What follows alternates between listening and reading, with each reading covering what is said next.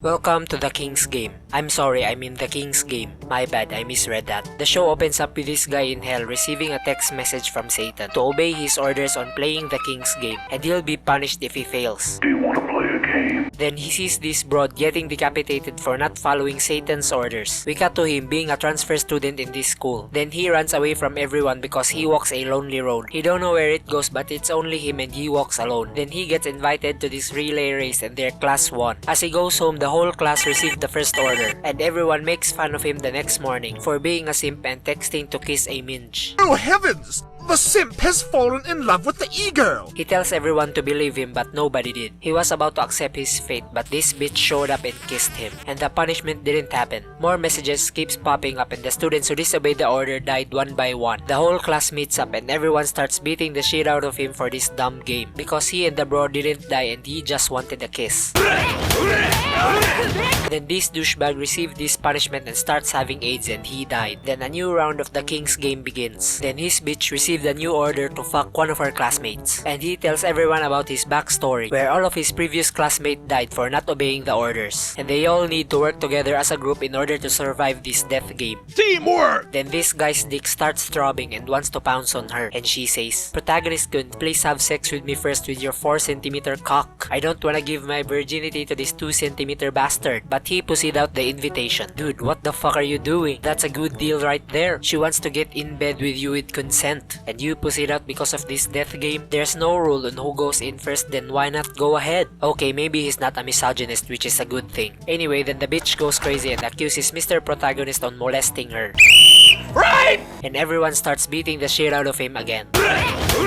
And he just needed one more person to listen to him. Well, you fucked up now, didn't ya? The bitch trusted you and she wants to have sex with you first, but you pussied out and rejected her. Now good luck on convincing her to listen to you, you dumb cunt. Then this Giga Chad classmate helps Protagonist kun and this bitch because that's his order. Then he tells his backstory to Giga Chad boy, where the next order was a voting game on who will get punished next, where his best friend and this bitch competed for votes, and the bitch starts taking dicks in from left to right in order to win. The whole class puts in their vote and the bitch lost. Democracy is the worst! And she eats herself out of the building and died right before she received the punishment. And her punishment was to confess her feelings to someone she loved. Well, overthinking got her killed right there. That's why you should never overthink on something until it happens. Anyway, they all gathered up and another order comes in. To number 9! And his best friend needs to have sex with someone. Then Protagonist kun forced his girlfriend to do it with his BFF and he knocked him unconscious. What the fuck is this scene? He got cocked by his BFF while being unconscious. This fucking dumbass cunt. The order is to have sex with someone, right? So why not hire a prostitute to get it over with? But okay, there's 10 minutes left before the punishment kicks in. So if you don't wanna get cocked, why not take one for the team? I mean, it's better than seeing your girlfriend fucking your BFF at this point. Then Giga Chad boy finally sees him as a good guy, and Protagonist kun finally has someone to rely on, and we see the bitch planning a devious thing to win the game. We cut back to Protagonist kun where he tells the pair that he might end the game by going to the village where it all started, and he might find some clues there on how to stop this game. As they ride a train, Protagonist kun tells the pair that he doesn't know who the king is, even back when he first played the game.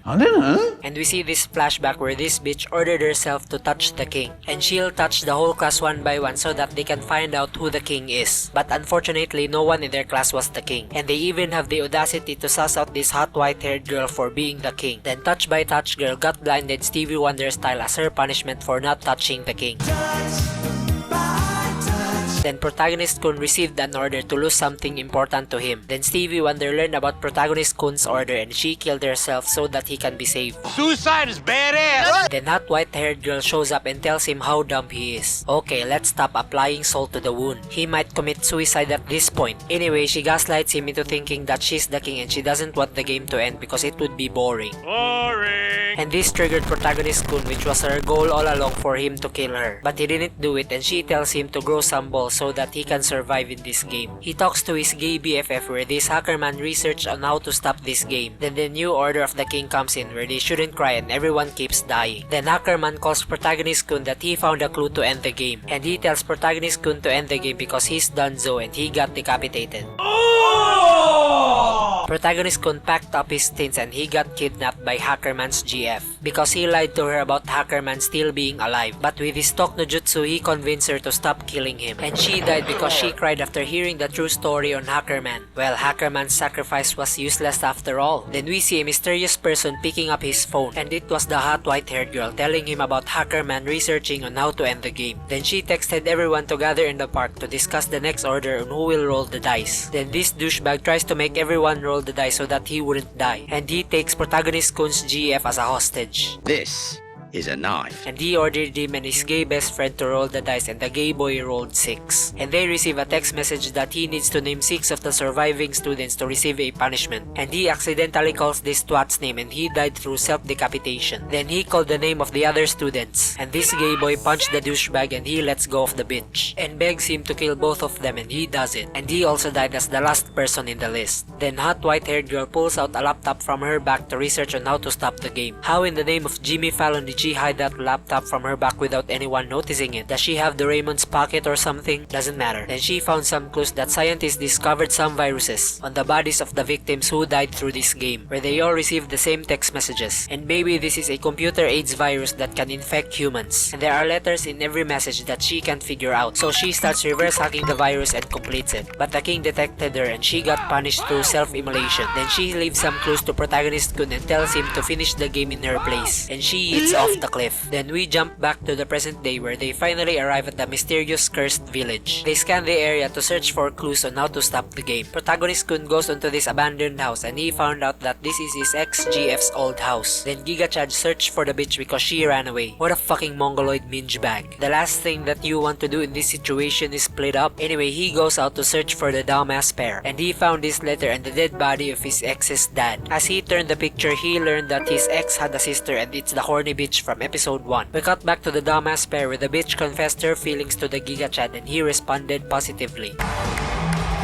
Then she tells him to die along with her, but he knocks her out because of her Romeo and Juliet delusion. Jesus fucking Christ, what a fucking psychopath. Then he used her arm to send a message of her order. Then protagonist Kun found them and Giga Chad's name is in the naughty list. And he starts having a heart attack as a punishment. I'm dying. Help me. Then the bitch wakes up and she also starts losing her breath. And they died like Romeo and Juliet. Protagonist Kun picks up a phone call and it's the horny twin bitch roasting him while humping because the Giga Chad died. It's kinda hot. Then she tells him that she knows that Giga Chad is going to kill her. That's why she raped this simp who's desperate on losing his virginity so that she can avoid dying. Then the simp tries to call everyone that the horny bitch is going to kill them all. But he got spotted and this girl heard everything. We cut back to protagonist Kun where he scanned his notes for some clues. Then this bitch called him and says that she has some info and he needs to meet up with her. They talk in the park and she showed him some articles about some schools having the same experience as them and got shut down. And these are the previous schools of the horny twin bitch and the hot white-haired girl. And she also found some mysterious messages and she gathered them. Protagonist Kun thanks her and the horny twin bitch found them. And he talks to her privately where he exposed her for being a beta tester on this game. And he also tells her about her twin sister being his ex-GF. What it is? Then the remaining students gathered up and prepared for the next game where they need to cut their fingers or something and the one who scores the lowest points gets punished. They started playing where they vote to play or pass. Then Simp Boy talks to protagonist Kun privately where he gives him a haircut and he proceeds to break his fingers so that he can prove to the horny bitch that he ain't no simp. And he tells protagonist Kun about the plan to get his phone back from the bitch and he proceeds to smash his left arm with a rock.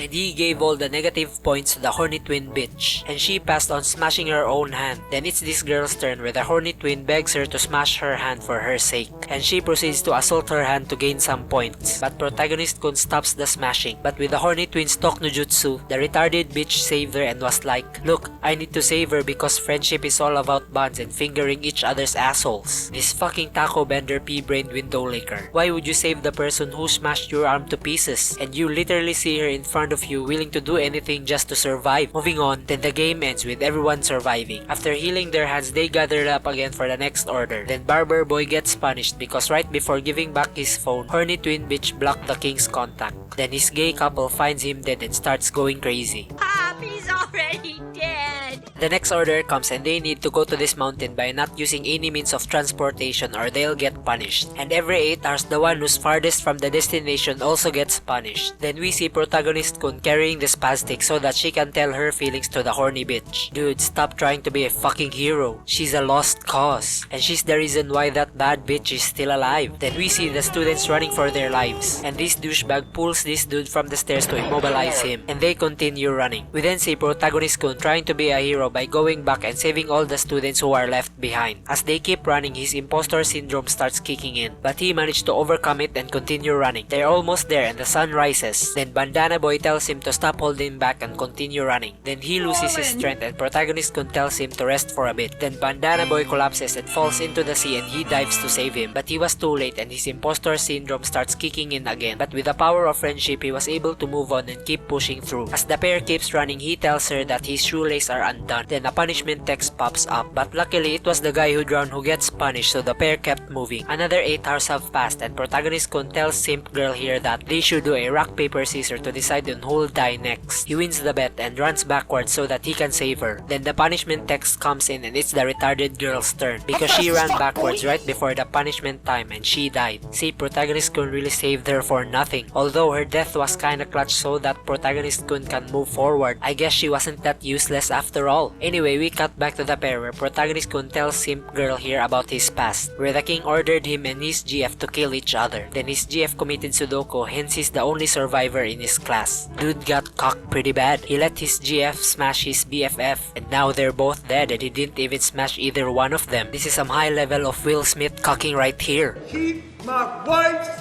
name out your fucking mouth! We see the horny bitch reaching the finish line first. She tries to misdirect everyone from the finish line and she guilt trips this bitch for leaving the others to die and she falls off a cliff.